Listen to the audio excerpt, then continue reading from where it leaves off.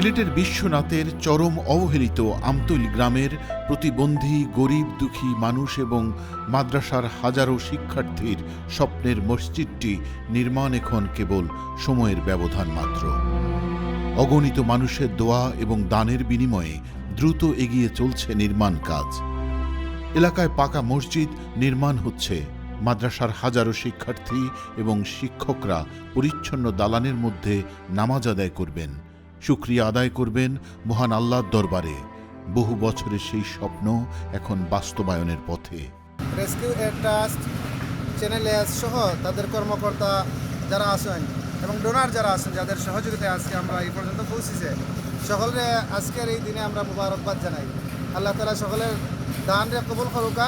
আর বাকি কাম যতটুকু আছে এটা যত সকলের সহযোগিতা যাতে দ্রুত আমরা করতাম পারি, আপনাদের সহযোগিতা চাই। আল্লাহ তাআলা কবুল করুন। ফ্লোর ডালাই আজকে হয়েছে, মাসে একদিনের ভিতরে সাত ডালাই হয়ে যাবে। আমি ধন্যবাদ জানাইছি মাহির জলিল ভাইয়ের প্রচেষ্টায়, এবং উনি একটা ব্রিজও করে দিয়েছেন এবং এই মসজিদটার কাজ হাতে দিয়েছেন। আমরা ডোনার দ্বারা ডোনেট করেছি এবং সাহায্য সহযোগিতা করেছি, তো সবাইকে ধন্যবাদ জানাই।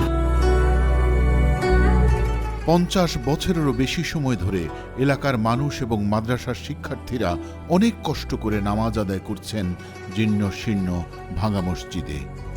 বিশ্বনাথের এই অবহেলিত জনপদ আমতৈলে যাদের দান ও সাদাকার বিনিময়ে মসজিদ নির্মিত হচ্ছে, তাদের জন্য আল্লাহর কাছে দোয়া করেছেন স্থানীয় গরিব দুঃখী মানুষেরা।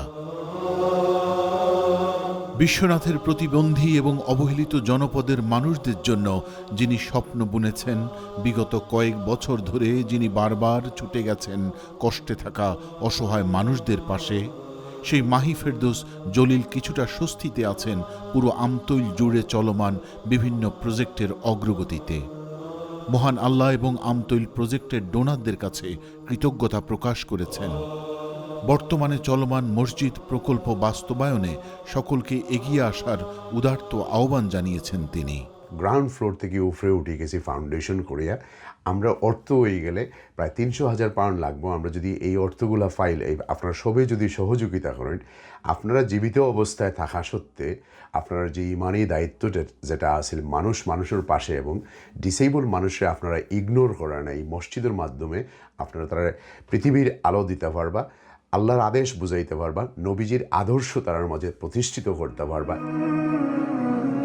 2 বছর আগে আমতৈল গ্রামের হাজারো মানুষের নামাজ পড়ার কষ্ট দেখে ভীষণভাবে মর্মাহত হয়েছিলেন প্রজেক্ট আমতৈল এবং চ্যানেলসের ফাউন্ডার মাহি ফেরদৌস জলিল।